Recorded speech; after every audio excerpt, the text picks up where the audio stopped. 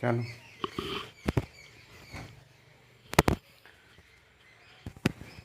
तेरे जुनून के साथ सफ़र में, तेरे जुनून के साथ सफ़र में मेरा यकीन भी शामिल है। तेरा इंतहा तेरे जितना मेरा भी है दोस्त। तो जय हिंद साथियों, नमस्कार, आदाब, सत श्री अकाल। स्वागत है आपका अपने यूट्यूब प्लेटफॉर्म हिंदी क्लब पे, जहां हम लोग आज क्लास को आगे करेंगे जो साइकोलॉजी और पेडागोजी की रह गई थी।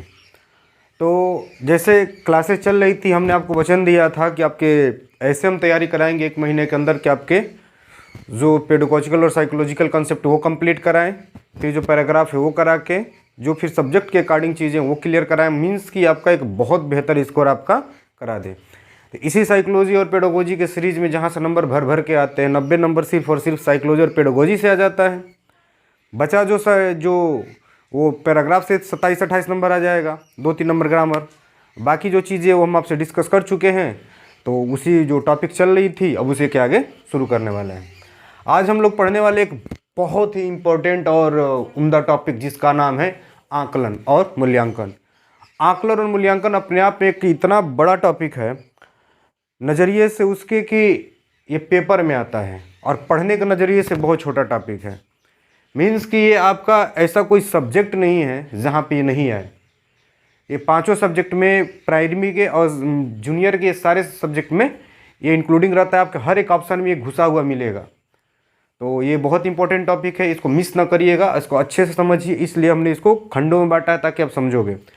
ये हर एक पेपर में आने वाला टॉपिक है। तो पहले हम ये समझ लेते हैं कि आकलन क्या है, और आज के क्लास में हम लोग क्या क्या पढ़ने वाले हैं उसका एक ओवरव्यू आपको हम बताने वाले हैं।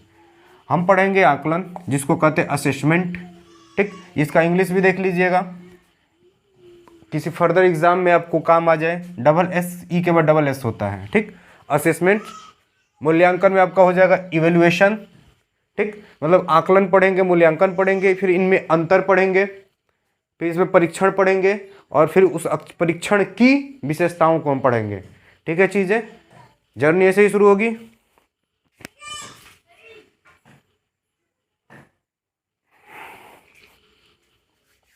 तो सबसे पहले हम लोग ये समझेंगे कि आकलन क्या है।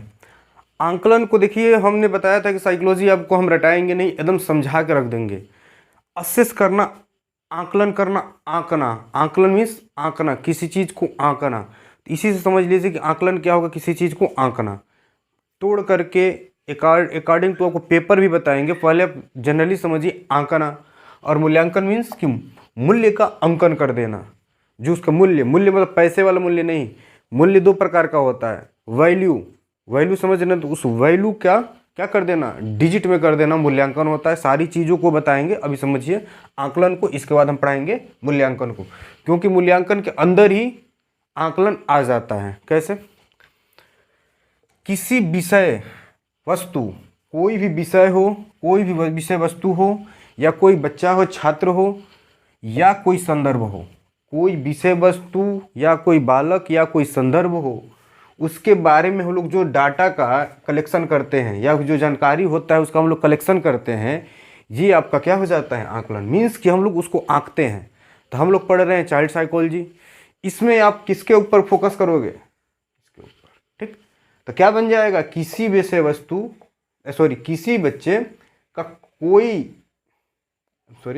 किसी बच्चे के बारे में डाटा का कलेक्शन करना, उसके अधिगम के बारे में, उसके बारे में डाटा का कलेक्शन करना क्या हो जाता है, आकलन। मीन्स कि आंक लेना। ठीक, अब ये कैसे होता है, क्या होता है, जब हम किसी बच्चे के बारे में हम लोग आंक लेंगे, समझ लेंगे, जान लेंगे, तो इससे क्या होगा, हम लोग उसके अधिगम, जो हम लोग उसको पढ़ाने वाले हैं, समझाने वाले हैं, वो क्या हो जाएगा, बेहतर होने लगेगा। कैसे बेहतर होगा, यहाँ आपको पता चलेगा। अभी समझिए कि हम किसी के बारे में अब जानकारी इकट्ठा कर लेंगे, तो आप खुद बताइए कि क्या आप उसको बढ़िया तरीके से पढ़ाया जा सकता है कि नहीं। बिल्कुल। तो हम क्या करेंगे, अधिगम उसका बेहतर होने लगेगा। ठीक है, फिर इसमें क्या होता है, जब हम किसी के बारे में जानकारी या डाटा का कलेक्शन करेंगे तो उसमें क्या होगा, उसकी कुछ कमियों के बारे में पता चलेगा, उसके कुछ अचीवमेंट के बारे में पता चलेगा, उसके अच्छी और बुरी आदतों के बारे में पता चलेगा। मतलब टाइप की चीज़ें हमें मिलेंगी। उसके अकॉर्डिंग हम लोग उसको क्या करेंगे, डायग्नोस करेंगे। क्या करेंगे, निदान करेंगे। हमको पता चल गया क्या कमी है, उसका निदान कर दिए। तो पहला टॉपिक कि बच्चों के बारे में डाटा का कलेक्शन करना आकलन कहलाता है। इसमें क्या होता है, अधिगम बेहतर होता है। इसमें क्या होता है, हम लोग निदान करते हैं। ठीक, तो ये क्या होता है इसमें कि जब शिक्षण अधिगम की जो प्रक्रिया चलती है, जो हम उसको पढ़ा रहे हैं, शिक्षण का अधिगम कर रहे हैं, तो शिक्षण अधिगम की प्रक्रिया हो रही है, तो उस दौरान आकलन क्या होता है, निरंतर चलता रहता है। कैसे निरंतर चलता है यहाँ बताएंगे। अभी समझ लीजिए, निरंतर चलता रहता है मीन्स हमने उसके बारे में जानकारी इकट्ठा किया, उसके बारे में जाना, जानकारी इकट्ठा किया, उसका डायग्नोस किया, फिर पढ़ाया, तो कोई टॉपिक पढ़ाया, फिर डायग्नोस किया। मतलब बार बार आकलन कर रहे हैं, टीचिंग चल रही है, शिक्षण अधिगम चल रहा है और आकलन हो रहा है। तो इसको क्या, अगर आपका एक ऑप्शन बनाएगा क्या कि क्या यह निरंतर चलता रहता है, तो हाँ, शिक्षण अधिगम प्रक्रिया मतलब टीचिंग लर्निंग प्रोसेस के दौरान यह निरंतर कंटिन्यूअस चलता रहता है। इसी से ये कि इसके अंदर आ जाता है पूरा का पूरा ये सतत एवं व्यापक मूल्यांकन, जिसको हम आपको अलग से पढ़ाएंगे। ठीक, क्योंकि आप लोग अगर नए होगे तो कंफ्यूज हो जाओगे, अगर आप पुराने होगे जो ऑलरेडी पढ़े हुए हो, तो आप डाटा को मैच करा देते हो एक दूसरे के साथ, तो वहाँ आपका नंबर फंस जाता है। तो हम अलग अलग करके पढ़ाएंगे कि आपको मज़ा आए। ठीक है, अब हम इसके प्रकार के बारे में पढ़ेंगे। किसके प्रकार, तो इसके प्रकार दो होते हैं। देखिए, हम आपको डायग्नोस के बारे में भी शिक्षण विधियों में पढ़ा चुके हैं, कम से कम 3-4 बार से 5 बार हम पढ़ा चुके हैं अब तक। तो इसको आपको बार बार एक्सप्लेन नहीं करना कि डायग्नोस क्या होता है। पहले डायग्नोस करेंगे, पता करेंगे, फिर उसका उपचार कर देंगे, मीन्स रिमेडियल कर देंगे, निदान करेंगे, फिर उपचार कर देंगे। ठीक, मतलब कि आप कहीं जाते हो, दिखा रहता है कि राज डायग्नोस्टिक सेंटर, मीन्स वहाँ पे आप गए बीमारी का पता लगा, मतलब बीमारी के पता के लिए गए, तो वहाँ पे लिखा होता है डायग्नोस्टिक, मतलब आपने डायग्नोस किया। जैसे ही पता चला उसका क्या हो जाएगा, आप उसका ले जाकर क्या करते हो, उपचार करते हो। तो पहले आप डायग्नोस करोगे, फिर उपचार। तो इसमें क्या होता है, डायग्नोस होता है। किस में, आकलन में। क्लियर हुई चीज़ें। ठीक, अब इसके प्रकार पढ़ेंगे। एक होता है रचनात्मक और एक होता है योगात्मक। रचनात्मक को इंग्लिश में बोलते हैं फॉर्मेटिव और योगात्मक को इंग्लिश में बोलते हैं सम्मेटिव। इसकी इंग्लिश भी साथ साथ जानना इसलिए ज़रूरी हो जाता है क्योंकि एग्ज़ाम में हमारे लिए बहुत हेल्पफुल होता है। तो फॉर्मेटिव, फॉर्म करेंगे, कहा जाता है ना कि फॉर्म कर दीजिए, फॉर्म करेंगे मीन्स रचना करेंगे, और योगात्मक मतलब सबमिट कर देंगे। कैसे, इसके बारे में। आपका रचनात्मक जो होता है शिक्षण अधिगम प्रक्रिया के दौरान होता है। ठीक, यहाँ लिखेंगे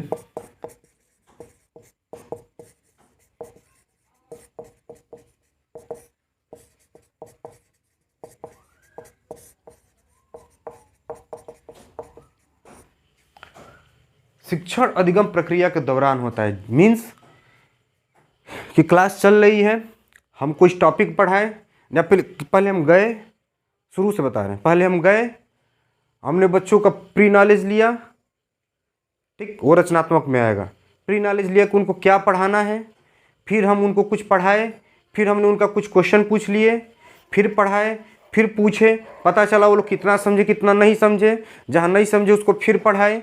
ये सारी एक्टिविटीज़ किस में चलती हैं, फॉर्मेटिव में, रचनात्मक में। क्लियर।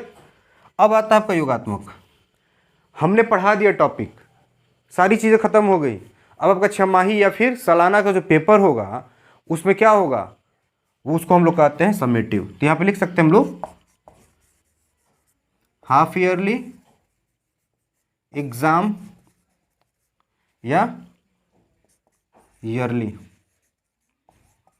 एग्ज़ाम। मतलब हाफ ईयरली एग्ज़ाम या ईयरली एग्ज़ाम में जो होता है वो क्या हो जाता है आपका योगात्मक। इन दोनों में अंतर क्या है, अंतर ये है कि जब पढ़ा रहे हैं टॉपिक के समय, टॉपिक के पहले चल रही हैं। योगात्मक में क्या होता है कि कंप्लीट हो गई टॉपिक, अब उसके बाद वो चल रही है, मतलब उसके बाद हमने उसका किया। तो यहाँ पे क्या होगा, जहाँ उनको हमने डायग्नोस किया, जहाँ उनकी कमियाँ मिली उसका हमने क्या कर दिया, रिमेडियल कर दिया, उपचार कर दिया। यहाँ क्या होगा, हम नहीं कर पाएंगे। यहाँ में उसकी उपलब्धियों के बारे में पता चलेगा, यहाँ में उसकी उपलब्धियों की उसने कितना पा लिया। अब हम उसको अगली कक्षा में प्रोन्नत करें कि ना करें, उसकी मार्कशीट के बारे में पता चला। अब हम वहाँ पे सुधार नहीं कर सकते, अब जो होगा अगले सेशन में होगा। मीन्स कि कंटिन्यूअस चल रही है, कंटिन्यूअस चल रही है तो रचनात्मक, और अगर वो टॉपिक ख़त्म हो गया, अब इसके बाद उसका क्या होगा, रिजल्ट वगैरह आएगा, तो योगात्मक समेटिव। समझिए इस चीज़ को अभी हम यहाँ भी समझाएंगे, आगे भी बताएंगे, तो इसको समझना आपको बहुत ज़रूरी है। ठीक है, तो अब एक प्रारूप पढ़ना है, यहाँ प्रारूप लिख लीजिएगा, मतलब 5-6 टॉपिक आज पढ़ा देंगे, छोटा छोटा है, घबराना नहीं है। प्रारूप होता है सीखने का आकलन, ध्यान दीजिए ये कैसे होता है, सीखने का आकलन, सीखने के लिए आकलन, सीखने के रूप में आकलन। सीखने का आकलन पहला समझिए, यहाँ ये हर बार आता है और हर बार लोग फंसते हैं यहाँ पे, इसलिए हमने इसको रखा है पहले। सीखने के लिए आकलन हम आपको बता रहे थे, पहले हम इससे शुरू करेंगे, फिर इसको बताएंगे।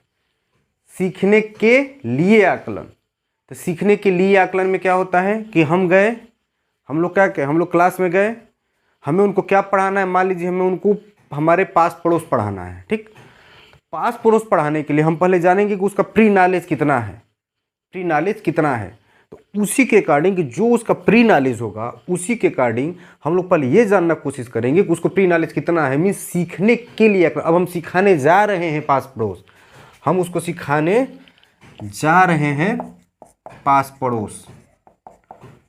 ठीक, अभी जा रहे हैं तो हम उसका क्या करेंगे, प्री नॉलेज लेंगे कि उस कितना सीखा है, उसने जितना सीखा है वो जानने के लिए हम क्या करेंगे, उसका आकलन करेंगे, हम डाटा कलेक्शन करेंगे, उसने अब तक कितना इसके बारे में सीखा। अभी हमने उसको कुछ सिखाया नहीं, जस्ट गए, तो पहला काम क्या होता है टीचर का, उसका पहला काम क्या होता है टीचर का, कि ये पता करना कि उसका प्री नॉलेज कितना है, कोई भी कॉन्सेप्ट पढ़ाने से पहले। तो हमने प्री नॉलेज उसका चेक किया, पास पड़ोस के बारे में कितना है, वो क्या हो जाएगा, सीखने के लिए आकलन, मतलब सीखने के लिए, अब हम सिखाने जा रहे हैं उसके लिए आकलन, सीखने के लिए आकलन, उसके लिए आकलन, सीखने के लिए आकलन। ठीक, के लिए लगेगा तो समझ लीजिएगा कभी कराना है उसके लिए, तो ये इसको क्या बोलते हैं इंग्लिश में, फॉर लर्निंग, मतलब के लिए।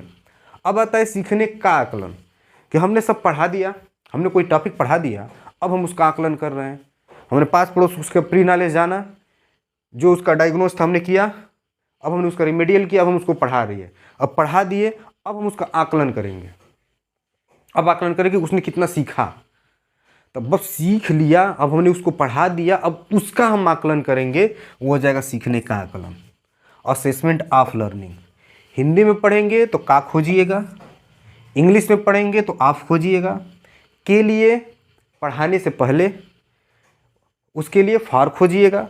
अब एक आता है सीखने के रूप में आकलन, तो सीखने के रूप में आकलन कैसे होता है कि इसमें एक क्वेश्चन बनता है कि शिक्षक किस किस में इन्वॉल्व होता है, तो इसमें शिक्षक और विद्यार्थी दोनों इन्वॉल्व होते हैं। ठीक, लेकिन यहाँ पे सिर्फ और सिर्फ बच्चा इन्वॉल्व होगा। कैसे, यह है सीखने के रूप में आकलन, assessment as learning. As learning की बात आएगी, के रूप में की बात आएगी, तो वहाँ पर हम क्या करेंगे,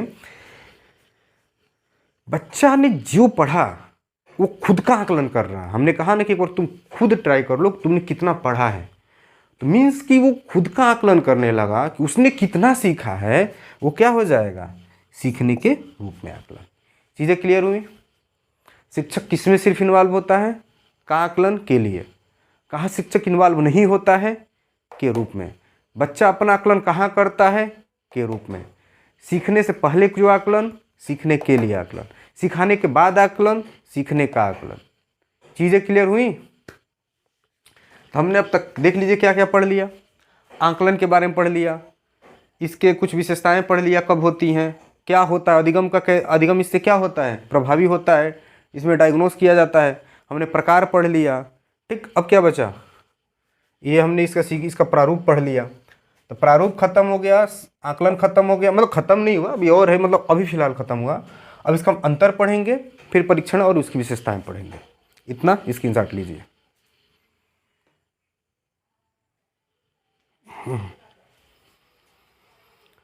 अब हम आपको बता रहे हैं पहले मूल्यांकन के बारे में, फिर इसके अंतर। असेसमेंट हमने बता दिया, मूल्यांकन समझ लीजिए। मूल्यांकन, इसको तोड़िए। मूल्य का अंकन, मूल्य का अंकन मतलब आपको जो वैल्यू मिला, वैल्यू मीन्स आपने जो उपलब्धियां पाई, आपका जो असेसमेंट मिला, जो योगात्मक हुआ, उससे अपने जो अचीवमेंट, जो नंबर पाए, उसका अंकन कर देना। क्या कर देना, अंकन। तो मूल्य का अंकन कर देना। मीन्स आकलन सिर्फ आपको डाटा का कलेक्शन करेगा, आकलन डाटा का कलेक्शन करेगा। मूल्यांकन में क्या हो जाएगा, उस कलेक्टेड डाटा का हमने अंकन कर दिया, अंक बढ़ा दिया, लगा दिया, उसको हमने फाइनल रिजल्ट दे दिया, वो उसका मूल्यांकन हो गया। ठीक, अब एक अलग अलग क्षेत्रों में होता है, ये अंतर में हम लोग इसको क्लियर कर लेंगे इस कॉन्सेप्ट को। ठीक है, आइए देखते हैं आकलन और मूल्यांकन में अंतर।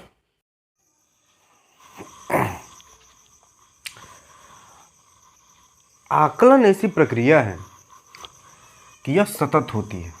सतत मतलब हमने बताया ना, सीखने से पहले किए, सीखते हुए किए ना, जो बच्चा सीखा है उसने किया, तो मतलब ये कंटिन्यू होती रहती है, मतलब ये सतत बराबर होती रहती है। सतत एवं व्यापक मूल्यांकन आपके सिलेबस का एक बहुत बड़ा पार्ट है, उसको हम अलग वीडियो में कहेंगे, हम बताए हैं। ठीक, ये सतत होती है। और हमने बताया कि जो मूल्यांकन होता है ना, ये पाठ्यक्रम के अंत में किया जाता है। कब किया जाता है, पाठ्यक्रम के अंत में। क्लास खत्म हुई, पाठ्यक्रम खत्म हुआ, अरे टॉपिक खत्म हुआ या पाठ्यक्रम खत्म हुआ, मैंने बताया ना आपको कि 6 माही या फिर 6 माही पे या फिर सालाना पे, पाठ के अंत में नहीं, सॉरी गलती हो गई, 6 माही पे या फिर सालाना पे, मतलब कि पाठ्यक्रम के अंत में मूल्यांकन। और सतत कब होता है, आकलन कब होता है, सतत होता है। ठीक, यह प्रक्रिया उन्मुख है, प्रोसेस ओरिएंटेड। प्रक्रिया उन्मुख का मतलब ये होता है कि ये चल रही है, प्रक्रिया में है, प्रोसेस में है। प्रोसेस ओरिएंटेड मीन्स कि चल रही है। हमने बताया ना कि सीखते हुए किए, सीखने के बाद किए, मतलब एक चल रही है, मतलब एक प्रोसेस है, चल रही है। शिक्षण अधिगम चल रहा है, उसमें आप कर रहे हैं, इसलिए आकलन क्या होता है, प्रक्रिया उन्मुख। उत्पाद उन्मुख मीन्स कि प्रक्रिया खत्म हो गई, अब प्रोडक्ट मिला। किसी भी चीज़ की प्रक्रिया खत्म हो जाती है तो प्रोडक्ट मिलता है ना, तो प्रोडक्ट प्रक्रिया खत्म हो गई, तो इसलिए इसको क्या कहते हैं, प्रोडक्ट ओरिएंटेड। क्लियर हुआ। नैदानिक, आपको बताया ना कि जब पढ़ाते हुए पता कर रहे हैं, पढ़ाते पढ़ाते पता कर रहे हैं कि बच्चे का आकलन में क्या कमी है क्या नहीं है, तो मीन्स कि नैदान करेंगे, पता चल जाएगा, फिर उसका उपचार कर देंगे। और ये नैदानिक होता है, तो ये निर्णयात्मक होता है। निर्णयात्मक मतलब कि इसमें डिसीजन लिया जाता है कि हम आपने जो किया 6 माही या सालाना में, अब इसका हम डिसीजन लेंगे कि अब वो नैदानिक नहीं है, अब आप वहाँ उपचार नहीं करेंगे, आप वहाँ पर डायरेक्ट उसका रिजल्ट दे देंगे कि पास तो पास हुए, फेल तो फेल हुए, मीन्स कि ये फाइनल होता है। ठीक, और ये नैदानिक, इसमें उपचार किया जा सकता है, इसमें नहीं किया जा सकता, अभी फाइनल रिजल्ट आपके हाथ में। वह आपका योगात्मक क्या होता है दोस्तों, योगात्मक। योगात्मक मीन्स कि हमने बताया ना कि नैदानिक है, इसको फॉर्मेटिव टाइप का माना जाता है और इसको योगात्मक टाइप का माना जाता है। देखिए अभी इसको हम थोड़ा सा समझाएंगे कैसे। मूल्यांकन की योगात्मक इसलिए माना जाता है क्योंकि ये साल के अंत में किया जाता है। ठीक, तो इसलिए ये योगात्मक हो गया। इसको ग्रेड अंक पाने के लिए किया जाता है। हमने कहा ना कि रिजल्ट मिला आपको, तो या तो उसमें अंक मिलेगा या ग्रेड मिलेगा। क्लियर हो गई चीज़ है। ये रचनात्मक होता है। हमने बताया ना कि जब योगात्मक इसमें आएगा तो रचनात्मक इसमें आएगा ही। रचनात्मक में आप सिखाते सिखाते पता कर लिए, और योगात्मक में फाइनल। अधिगम की उन्नति, हमने अभी बताया था पिछले स्लाइड में कि इसमें अधिगम की उन्नति होती है। किसमें, आकलन करेंगे तो पता करेंगे क्या दिक्कत है, सही करेंगे, फिर पढ़ाएंगे, फिर सही करेंगे, पढ़ाएंगे, तो अधिगम आपका उन्नत हो रहा है। और इसमें क्या होता है, ठीक, हाँ, इसमें एक होता है कि पूर्व निर्धारित उद्देश्य। पूर्व निर्धारित उद्देश्य का मतलब हुआ कि आप कुछ भी करते हो, आप यहाँ पे आए हो पढ़ने के लिए। सिंस मतलब ये हुआ कि आप क्या कर रहे हो, आप यहाँ आए हो ये सोच करके कि मेरा पेपर निकालना है, सीटेट हो या जो भी, मीन्स कि अपने एक निर्धारित किया उद्देश्य को कि आपको पेपर निकालना, आपने उस उद्देश्य को बनाया, इसलिए आप आए हो। आपका पेपर हो गया, तो आपने जो पूर्व निर्धारित उद्देश्य था, जो आपने मानक बनाया था कि मुझे पेपर देना है, तो उस पर आधारित होता है क्या, मूल्यांकन। तब आपका मूल्यांकन हो जाएगा। सीटेट का पेपर हो गया, आपको रिजल्ट मिल गया, तब आप उसमें कुछ चेंज नहीं कर सकते, इसलिए मूल्यांकन वो हो जाएगा। तब वो आपका पूर्व निर्धारित उद्देश्य है ना कि हमको क्या निकालना है, सीटेट निकालना है, तो ये मूल्यांकन किस पे होता है, पूर्व निर्धारित उद्देश्य पे होता है। ठीक, मतलब पहले से निर्धारित होती है चीज़ें, मुझे ये करना है, फिर उसका अंक मिल गया तो वो मूल्यांकन हो गया। गुणवत्ता स्तर के रूप में, मतलब गुण में पता चल गया, गुणवत्ता स्तर हो गया कि फाइनल हो गया कि हाँ गुणवत्ता क्या कम निकल गया कि रुक गया? तो निकलने आया है ना, तो निकालेंगे, हम है ना, तो काहे टेंशन ले रहे हैं, निकल जाएगा। इसमें पूछता है कि क्वेश्चन आपका बनता है कि इसमें किसकी भूमिका होती है। तो जो आकलन होता है, तो हमने भी को बताया ना कि शिक्षक पढ़ाने से पहले पता करता है, पढ़ाने के बाद पता करता है। तो शिक्षक की भूमिका तो हुई ना कि पढ़ाने से पहले सीखने के लिए आकलन और पढ़ाने के बाद सीखने का आकलन। तो मतलब शिक्षक की भूमिका तो हुई। अब हमने कहा सीखने के रूप में आकलन, इसलिए हमने उसको पहले पढ़ा दिया ताकि आपको समझ में आ जाए। तो सीखने के रूप में आकलन होगा तो उसमें क्या होगा, उसमें विद्यार्थी भी आएगा क्योंकि वो खुद अपना आकलन भी कर रहा है। आकलन में तीनों हुए ना, सीखने के लिए आकलन, सीखने का आकलन, तो ये दोनों टीचर कर लिया, और सीखने के रूप में आकलन विद्यार्थी कर लिया, तो यह दोनों आ जाएंगे। और इसमें किसकी भूमिका होगी? इसमें सिर्फ शिक्षक की भूमिका होगी। किसकी भूमिका? आप लिख सकते हो कि शिक्षार्थी शिक्षक दोनों की भूमिका, क्योंकि क्वेश्चन बनता है कि किसमें किसकी भूमिका होती है। पूछ देगा कि आकलन में किसकी भूमिका होगी, पूछ देगा मूल्यांकन में किसकी भूमिका होगी। अब यहाँ देखिए क्या अंतर होता है, क्यों इसमें शिक्षक की, क्योंकि आपका काम था पेपर देना, आपने पेपर दे दिया। अब आपने पेपर दे दिया, तब अब आपकी भूमिका क्या रही बताइए? खत्म। अब रिजल्ट को पास करना है कि फेल करना है, कितना नंबर पाए, कितना हमने क्वेश्चन किया, वो तय कौन करेगा? शिक्षक। तो मूल्यांकन का काम क्या आप करेंगे कि हमने कितना नंबर पाया, अपना हम रिजल्ट बढ़ा ले? तो हम लोग खुद IAS PCS नहीं बन जाते, अपना पेपर देते IAS में बैठते, खुद का अंकन कर लेते, मूल्यांकन कर लेते, भैया हम पहले रैंक पे। तो शिक्षक करता है। तो इसमें भूमिका किसकी होती है? शिक्षक की। ये अब आपका रहा कि हमने बताया ना कि निदान कौन करता है? शिक्षक निदान करता है। कौन निदान करता है? शिक्षक निदान करता है। विद्यार्थी का इसमें क्या फ़ायदा होता है? उसके प्रदर्शन में सुधार करता है, पता किया कहाँ कमी है, निदान किया तो पता किया, तो उसके प्रदर्शन में, विद्यार्थी के प्रदर्शन में, विद्यार्थी के अधिगम में, विद्यार्थी के व्यवहार में क्या हो जाएगा? परिवर्तन हो जाएगा। और इसमें देखिए, इसमें यह था कि ये दोनों करते हैं, और ये कौन कौन कर सकता है? मूल्यांकन कौन कौन कर सकता है? उस बच्चे को छोड़ के कौन कौन कर सकता है? विद्यालय करेगा, आपका फाइनल रिजल्ट देगा। कोई संस्थान करेगा, किसी संस्थान से, किसी इंस्टीट्यूट से आप जुड़े हुए, तो रोजगार क्षेत्र में, अगर आप रोजगार क्षेत्र में जा रहे हो, कहीं नौकरी के लिए अप्लाई कर रहे हो, तो वहाँ पे देखा जाएगा ना कि आप इतना नंबर पाए हो, उस हिसाब से आपको, हाँ ठीक है, मूल्यांकन हुआ कि हाँ आप इसमें शॉर्ट लिस्टेड हो गए, या फिर ठीक है क्लियर हुआ। माता पिता भी देखते हैं कि हाँ मेरा बेटा पास हो गया, नहीं होता था कि तुमको ये देंगे, पुनर्बलन के रूप में साइकिल खरीद देंगे, गाड़ी खरीद देंगे, या फिर वो लोग भी करते हैं कितना पाए, मतलब आप भी नहीं करते हो। साक्षात्कारता, हाँ अगर आप कहीं इंटरव्यू के लिए गए तो इंटरव्यूअर भी जो साक्षात्कारता है वो भी लेता है। तो चीज़ें हो गई। तो आकलन और मूल्यांकन में आपने अंतर देख लिया। अब हमें क्या जानना है? परीक्षण और उसकी विशेषताएं। कोई डाउट होगा तो आप लोग निसंकोच आप लोग फिर कमेंट कर सकते हैं, उसका सोल्यूशन हम हर अपनी वीडियो में सबका कमेंट खुद पर्सनली पढ़ के उसका आंसर देते हैं। देखिए कोई डाउट होगा तो हम हैं, बाकी हम इतने प्यार से समझा रहे हैं कि आपको समझ में आ जाएगा। बाकी फिर भी सबकी अपनी अपनी भिन्नताएं होती हैं। देखिए असेसमेंट हो गया, इवैल्यूएशन हो गया, प्रारूप हो गया, अंतर हो गया, परीक्षण करना है और उसकी विशेषताएं करना है, बस एक ही है लास्ट। परीक्षण पढ़िए। परीक्षण मीन्स, परीक्षण किसका परीक्षण, कैसा परीक्षण, क्या परीक्षण? हमने कहा जब आप आकलन कर रहे हो, जब आप मूल्यांकन कर रहे हो तो कुछ परीक्षण करोगे। परीक्षण का अर्थ हुआ कि आप कैसे जानोगे। हमने कहा ना कि वो उसका असेसमेंट करेगा, आकलन करेगा, तो आकलन कैसे करेगा? मूल्यांकन करेगा तो मूल्यांकन कैसे करेगा? तो मूल्यांकन जो करेगा तो उसके लिए वो क्या उपाय करेगा? वो कुछ साधन को प्रयोग में लाएगा। हमने कहा कि हमें आपको हमसे पढ़ना है तो आप क्या करोगे? आप मोबाइल लाओगे, आपको साधन मिला ना मोबाइल का, तो उसी तरह से प्रशिक्षण क्या है? एक साधन है। प्रशिक्षण क्या है? परीक्षण क्या है? एक साधन है। कैसा साधन? क्या साधन? किस तरह का साधन? देखिए कैसा साधन। परीक्षण कर रहे हैं ना कि कैसे सीखा, क्या सीखा, कितना सीखा। तो बालक की समस्त मानसिक योग्यताओं, अगर हम उसके एजुकेशन का कर रहे हैं तो उसके मानसिक मेंटली योग्यताओं का ही ना करेंगे, तो उसकी समस्त मानसिक योग्यताओं का मापन तोड़कर हमने लिखा है ताकि आप पढ़ो।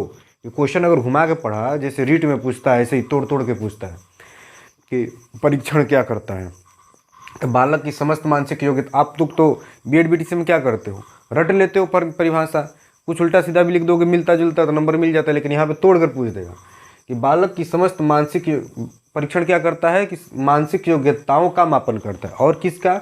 व्यक्तित्व के गुणों का मापन करता है। तो मानसिक योग्यताओं, जो वो सीखा नहीं सीखा वही जानना है, का मापन और व्यक्तित्व के गुणों का मापन का क्या है? साधन है। क्या है? साधन। क्लियर हुआ? परीक्षण क्या है? एक साधन है। कैसा साधन? उस बालक की समस्त मानसिक योग्यताओं और उसके व्यक्तित्व के जो गुण है, उसके अंदर जो गुण है जिसको हमको मापन करना है, उसका वो साधन है। जो बच्चों को समझने में कि बच्चा क्या है, कितना समझा है, हम लोग उसको समझ लें। परीक्षण हम कर रहे हैं तो हम ही ना समझेंगे, या निर्णय लेने में, या हम उसके बारे में कोई निर्णय ले कि उसको पास करे, फेल करे, मूल्यांकन में या फिर आकलन में क्या करें, उसका असेसमेंट में ये करे कि आगे उसको कैसे रिमेडियल करे, सहायक होते हैं। अब परीक्षण के बारे में पता चल गया। देखिए, हम हर एक चीज़ को डूब अंदर जाके पढ़ा रहे हैं, इसलिए लेंथ लंबी होगी, लेकिन हम चाहते नहीं कि आपको क्वेश्चन छूटे, इसलिए हमारी वीडियोज़ लंबी होती है। देख लीजिए, अब एक यही अंतिम टॉपिक है, विशेषताएं, वो भी ख़त्म करते हैं। स्क्रीनशॉट लीजिए अगले स्लाइड में। तो ये रहा आपका अंतिम स्लाइड, एक अच्छे परीक्षण की विशेषताएं। परीक्षण पढ़ लिए। अब इसकी विशेषताएं क्या होती हैं? देखिए, प्रश्न यहाँ से बनता है। परीक्षण के बारे में आपसे कम पूछे सीटेट में, वो हो सकता है केवीएस में या और लेवल में पूछ ले, लेकिन यहाँ से क्वेश्चन सीधा आपके ऑप्शन में मिलेंगे, 2 से 3 क्वेश्चन। कैसे पूछेगा? एक अच्छा परीक्षण कैसा होना चाहिए? जब आपने आकलन पढ़ लिया, अब आकलन पढ़ लिया, मूल्यांकन पढ़ लिया, तब आप उसका प्रायोगिक रूप भी तो देखोगे कि अब इसको करें तो कैसे करें, उसके जो जिसको हम कर रहे हैं क्या हम ठीक से कर रहे हैं, उसकी विशेषताएं क्या। मान लीजिए हमने कोई परीक्षण किया किसी बच्चों पर, तो हमने उसको जो परीक्षण किया वो सही है कि नहीं है, किस तरह से सही है, क्या उसके स्टैंडर्ड होते हैं, क्या मानक होते हैं, किस तरह से चीज़ें होती हैं, हम लोग उसी के बारे में आज बात करेंगे। देखिए कि मानक, हम जो परीक्षण लेंगे वो मानक पूर्ण हो, मतलब मानक पे खड़ा उतरे, उसके कुछ नॉर्म्स होंगे, उसका कुछ मानक बनाया गया, उसका कुछ स्टैंडर्ड होगा, उस पर उसको क्या होना चाहिए, खरा उतरना चाहिए। तो मानक होना चाहिए। अब खुद बताइए कि क्या किसी कोई परीक्षण हम कर रहे हैं उसका एक मानक होना चाहिए कि नहीं होना चाहिए? होना चाहिए। दूसरा, वैध। वैध का मतलब ये होगा कि वैधता, वैलिड। वैलिड, देखिए इसका इंग्लिश भी देखते रहिए, बहुत ज़रूरी है। वैलिड का सेंस ये है कि कोई भी परीक्षण है, कोई भी परीक्षण है, उसको वैलिड की मीन्स कि उसको जिस लिए बनाया गया है, जिस पर्पज़ से उसको बनाया गया है, वो उस पर खरा उतर रहा है कि नहीं उतर रहा है। अब कुछ लोग वैलिड में और वस्तुनिष्ठ में, विश्वसनीय में कन्फ्यूजन होते हैं। तो समझिए इसको ऐसे कि वैलिड का मीन्स वैलिडिटी, जैसे हम कैसे, मान लीजिए आप कोई दवा या कोई ट्यूब लाते हो मलहम का, आप या फिर दवा लाते हो, तो आप देखते हो ना कि उसकी पूछा जाता है ना कि उसकी वैलिडिटी देखो, एक्सपायर हो गया कि नहीं। मतलब कि हम एग्जाम्पल के थ्रू आपको बता रहे हैं, हम ऐसे ही समझे थे कि अगर उसका डेट है अभी तो वो वैलिड है, और अगर उसका डेट नहीं है तो वो वैलिड नहीं है। अगर उसका डेट है तो वही काम करेगा जिस लिए वो बनाया गया है, वो मलहम। अगर वो एक्सपायर कर गया मीन्स का वो वैलिड नहीं है। तो जिस काम के लिए बनाया गया है, अगर उसी का काम वो परीक्षण कर रहा है तो वो वैलिड है। समझे? वस्तुनिष्ठ। वस्तुनिष्ठ का अर्थ ये होता है कि आप लोग पेपर देते हो तो आपका सीटेट का पेपर भी क्या होता है? वस्तुनिष्ठ होता है, मतलब ऑब्जेक्टिव होता है। वस्तुनिष्ठ, विषयनिष्ठ, आत्मनिष्ठ आगे हम बताएंगे। यहाँ पे जो जरूरी है वो बता रहे हैं कि वस्तुनिष्ठ यहाँ से क्लियर कर लीजिए, यहाँ पे बच्चे बहुत कंफ्यूज होते हैं। वस्तुनिष्ठ का सेंस ये होता है तो साथियों कि अगर हम परीक्षण किए आप पे, देखिए आत्मनिष्ठ भी समझ लीजिए। आत्मनिष्ठ का मतलब ये हो कि आपको ऐसे प्रश्न दिए जाएंगे जिसका आप आंसर खुद लिखो, आराम से बैठ के सोचो, अपने तर्क लगाओ, अपने बुद्धि लगाओ, सोच करके उसको लिखो। तो आप उसको लिखोगे तो आपका तार्किक और लेखन क्षमता और क्या बोलते हैं इमेजिनेशन, और फिर आपका जितने भी आपने सीखा है क्रिएटिविटी सब निकलेगा, सारी क्रिएटिविटी निकलेगी, पता चलेगा। तो अच्छे परीक्षण तो माने जाते हैं। तो वस्तुनिष्ठ को उसकी तुलना में अच्छा परीक्षण नहीं माना जाता है, परंतु एक बहुत बड़े समूह पर जब अप्लाई करना हो तो आत्मनिष्ठ परीक्षण। आत्मनिष्ठ का मतलब ये हुआ कि आत्मनिष्ठ, खुद से लिखना, आत्मनिष्ठ अपने मन का लिखना, आत्मनिष्ठ हुआ। तो ये जब बहुत बड़े समूह पे, जैसे आप ही लोग देख लो कितने लाखों बच्चे हैं इसमें, उन पे अगर हम लोग उस तरह से पेपर कह रहे हैं तो क्या मानक होगा? हो पाएगा? नहीं हो पाएगा। इसलिए वस्तुनिष्ठ किया गया। अब मान लीजिए उन सब की कापियाँ जांच करने को गई, अब हम जांच कर रहे हैं अपने हिसाब से, अलग टीचर जांच की अपने हिसाब से। हो सकता है कोई टीचर किसी टॉपिक पे किसी के प्रति बायस्ड हो जाए, अब वो उसको उस तरह की चीज़ें उसमें दिख गई उसके आंसर में तो उस पर अच्छा नंबर दे देगा। कोई दूसरा टीचर दूसरी कापियाँ चेक कर, अब एक ही टीचर सबकी कापियाँ तो चेक नहीं करेगा। अब दूसरा टीचर उसकी दूसरी कापियाँ चेक कर रहा है और वो उस टॉपिक पे वो उल्टा रखता हो क्या मतभेद, अब वो वहाँ पे नंबर कम दे देगा। तो वहाँ पे क्या हो जाएगा? फिर विश्वसनीयता खत्म हो जाएगी, होगी ना। इसलिए वस्तुनिष्ठ प्रश्नों को लाया गया कि दुनिया में कोई भी एग्ज़ाम कराओ वही क्वेश्चन रहेंगे, उस क्वेश्चन को आप किसी भी टीचर से कराओ, चाहे वो कैसा ही मतभेद रहे या कुछ भी रहे, कोई भी उसको चेक करे तो उस पर अगर 1 नंबर लिखा है उसका आंसर फिक्स होगा कि उसका इन चारों में से एक ही आंसर होने वाला है। तो उनमें से एक सही मारेगा तो कोई भी टीचर चेक करेगा, ऑप्शनल में ही ना फ़ायदा होता है कि कोई भी टीचर चेक करेगा तो क्या हो जाएगा, उसको वो सही ही मानेगा। ऑप्शनल में कोई भी टीचर चेक करेगा उसको सही मानेगा। अब तो मशीनें आ गई हैं, डायरेक्ट चेक कर लेती हैं। अब आत्मनिष्ठ वाले क्वेश्चन आंसर को कैसे मशीनें चेक करती? तो पेपर को आसान बनाने के लिए इसको लाया गया। इसलिए परीक्षण में क्या होनी चाहिए? वस्तुनिष्ठता होनी चाहिए, ध्यान रहे। मानक होना चाहिए, वैध होना चाहिए, वस्तुनिष्ठ होना चाहिए, विश्वसनीय होना चाहिए। विश्वसनीय होना भी हमने आपको बताया कि विश्वसनीय होना चाहिए कि हाँ हम चेक कर रहे हैं यहाँ के बच्चों पे, उसने रिजल्ट दे दिया, ठीक। फिर जिस बच्चों पे हमने आज किया टेस्ट, विश्वसनीय है कि उसने रिजल्ट दिया। मान लीजिए किसी बच्चे ने लाया 60 नंबर, अब कल के दिन फिर हमने उसी बच्चे को वही कंडीशन वही पेपर दिया, उसमें उसने ला दिया 80 नंबर। ये कैसे? एक बार वही पेपर दे के वो 60 नंबर लाया, फिर वही पेपर दे के सेम परिस्थिति, सेम बच्चा, सेम सारी चीज़ें, सेम सब्जेक्ट, तो फिर 80 कैसा लगा? मतलब वो विश्वसनीय नहीं है। तो उसको कैसे हम लोग जज करेंगे कि अगर वो सेम परिस्थिति में हर कंडीशन में वो सेम रिजल्ट दे रहा है। अब कोई मशीन ले लो या कुछ भी ले लो, कोई भी परीक्षण कुछ एक मानक ले लो, जैसे हमने इसी को बताया वस्तुनिष्ठ वाला। क्यों वस्तुनिष्ठ है? कि 20 बार 20 मशीन में डालोगे उस कॉपी को या 20 टीचर को भी दोगे, तो अगर वो बच्चा 150 में से, मान लीजिए आप ही हो, 150 में अगर आप 125 प्लस ला रहे हो, 125 ला रहे हो मान लेते हैं, तो 125 आपका है। हम चेक करेंगे, चाहे हम मान लीजिए हम आपको पढ़ा रहे हैं, आपके प्रति हमारा कुछ भाव आ गया कि हम आपको ज़्यादा नंबर दें, ये ऐसा रहेगा तो हम नहीं दे पाएंगे, क्योंकि हम भी उतना ही देंगे और कोई आपके खिलाफ है वो भी उतना ही देगा। अगर वो बार बार आंसर बदल रहा है तो विश्वसनीय नहीं है। देखिए टाइम ले रहे हैं लेकिन समझा रहे हैं। विविधता, डिस्क्रिमिनेशन, ये डिस्क्रिमिनेशन का मतलब यहाँ पे भेदभाव वाला नहीं है। ये इसलिए है कि ऐसा परीक्षण कि जिसको हम परीक्षण करें तो पता चले कि अगर हम 100 बच्चों का समूह है उसमें हम कर रहे हैं, तो उसमें से कुछ हमको जो अच्छे बच्चे हैं, जो वाकई में प्रतिभाशाली या क्रिएटिव है, उनके स्कोर में पता चल जाएगा ना कि देख के किसने ज़्यादा नंबर लाया है। तो स्कोर के अकॉर्डिंग उनके परीक्षण या फिर जो भी है कि उनकी क्रिएटिविटी के अकॉर्डिंग कि हाँ उन्होंने अच्छा परफॉर्म किया है, और कोई बच्चा बहुत कमज़ोर रह गया, बहुत कम नंबर लाया है, तो उस परीक्षण से उसको पता चल जाएगा कि कौन बच्चा तेज है, और कौन बच्चा पिछड़ा है या फिर कमज़ोर है। तो उसके अकॉर्डिंग हम लोग क्या करेंगे? जज कर लेंगे। तो ऐसा परीक्षण बने कि बच्चा तेज है, कि वो बच्चा एवरेज है, या फिर वो एवरेज है। तो इसके अकॉर्डिंग हम लोग उसको उस पर अपने हिसाब से उसका डायग्नोस करके और फिर उसका रिमेडियल कर देंगे। कमज़ोर वाले को रिमेडियल कर देंगे और जो तेज है उसको उसके अकॉर्डिंग अब पढ़ाने लगेंगे। तो कहने का सेंस यही था कि ये गुण होना चाहिए, और ये टेक्निकली रूप से ये होता है। कौन सी? ये चारों पाँचों, 1 2 3 4 5, ये टेक्निकली रूप से होता है। अब आते हैं व्यवहारिक रूप से। आपसे ये नहीं पूछेगा कि टेक्निकली रूप से सीटेट में हम सोच रहे हैं कि एक लेवल ऊपर पढ़ा दें, कि कभी आगे प्रायोगिक स्तर पे अच्छे परीक्षण की क्या विशेषताएं होती हैं, तो आपको पता होना चाहिए। तो अभी ये मत ध्यान दीजिएगा, अभी आप यही सब पढ़ लीजिए, फिर जब दोबारा रिवाइज करने जाइएगा तो इसको एक बार और देख लीजिएगा, सीटेट के बाद देख लीजिएगा। सीटेट का ज़िंदगी थोड़े ना खत्म होती है, फिर केवीएस वगैरह देंगे ना, एस्टेट वगैरह देंगे, सुपर टेट कुछ तो देंगे, वहाँ पे काम आएगा। अब प्रैक्टिकली देखिए, प्रैक्टिकली में क्या होता है कि हमने कहा कि ये टेक्निकली रूप से था ये सारी चीज़ें, अब ये प्रायोगिक स्तर पे होगा। एक मिनट, देखिए